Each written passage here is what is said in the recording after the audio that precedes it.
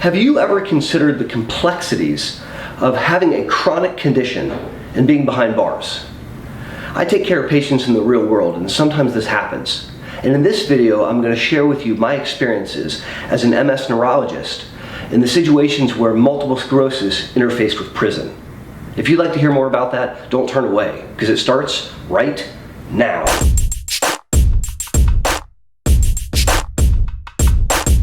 Howdy!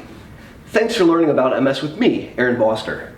I started this YouTube channel to help my own MS clinic patients learn between visits, and it's my hope that through these videos, I can help you learn too.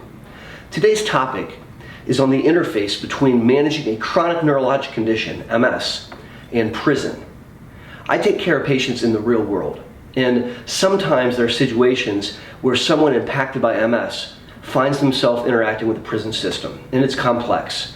And in this video, I'm going to explore some experiences that I've had in dealing with MS in prison over the last decade and a half. So let's jump in. I'd first like to talk about the prison medical formulary. So a formulary is a list of available medications at a given institution. And as you might expect, in prison, you don't necessarily have every single option for medicine that you might find outside of prison. And this is certainly true for MS, and that was my experience. I learned, for example, that back in, let's say, 2008 to 2010, somewhere in there, that the prison formulary in my state of Ohio included Copaxone and Avonex as the only disease-modifying therapies. Now, they also had available a pill called Cellcept, which is not approved for MS. It's an old-school immunosuppressant, which can be used to treat MS, although maybe not as effective as those shots. And they had IV Cytoxan, which is an old-school chemotherapeutic agent. And that was really the extent of what was available, that plus steroids.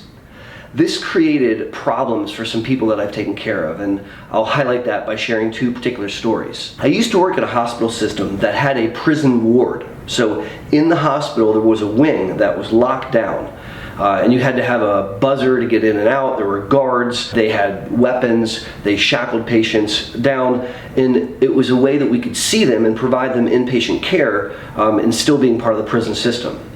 So there was a patient, a young woman in her 30s, that had really severe MS, and so bad that she would be taken from the prison to this inpatient ward where we could administer care.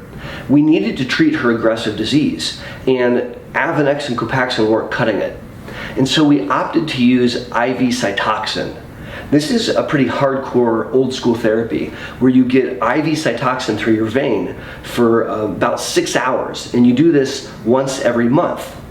So we had to orchestrate something rather complex where she would come from prison to the prison ward, get all prepped for chemo, receive chemo, be monitored for just a day or so, and then go back to the prison. And then 2 weeks into it, we need to get her laboratories, and then 2 weeks later, a month after her chemo, she came back. And we had to do this for 6 months.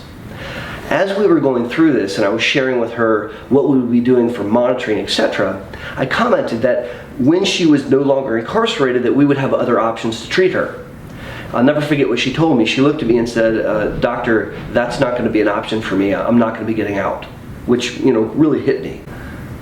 Another example where the prison formulary really impacted care was a young man that I took care of that was on Copaxone, and he was sentenced to prison, and in prison had disease activity and needed to escalate his therapy to something more effective, and that wasn't really an option for him. He wasn't able to come into clinic to have a discussion about that, and he wasn't afforded an option of upgrading his therapy. So just a couple thoughts about the prison formulary and how it's narrow and how that can impact access to care and particularly disease-modifying therapies. The second topic I'd like to discuss is safety and the burden of monitoring.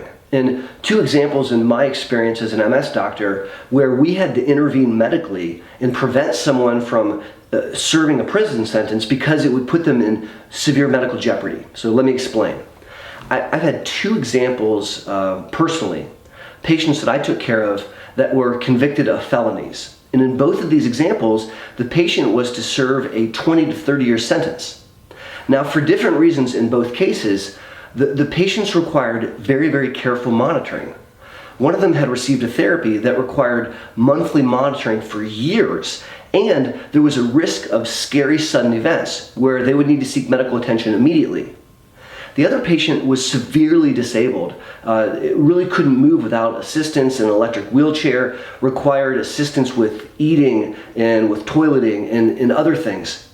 In both cases, even though they were convicted and found guilty and intended to serve a long sentence, when we explained the medical necessity of the care, they weren't able to serve, and the judge found it inappropriate to put them in those prison environments. A special consideration is tuberculosis in prison. Now, in prison, there's a bunch of people in a very crowded, small area, and in some ways that increases the risk of developing something like TB. And I have a very interesting story, a young man that I met, this is a long time ago. And as I was talking to him and we determined that he was going to need to go on chemo for really bad MS, I said, well, first we've got to make sure that you're not at risk, and I got to check you for TB. And he said, oh, I know I don't have TB. And I said, how do you know that? He said, every time I go to jail, they check and it's never positive. And we kind of chuckled. I tested him, and in fact, he did have TB. And in fact, we had to go through an entire course of treatment for tuberculosis before we could put him on the chemo. By far, my largest experience interfacing with MS in prison are helping people that have MS grapple with close family members that are incarcerated. It's a terrible psychosocial stressor, and my heart goes out to families that are going through this. I take care of people with MS in the real world, and the real world can impact them and can impact their disease. And in this video, I share with you some of my personal experiences interfacing with multiple sclerosis in the prison system. I'd be curious to hear your questions and comments and whether this topic seemed interesting or maybe even inappropriate. Let me know.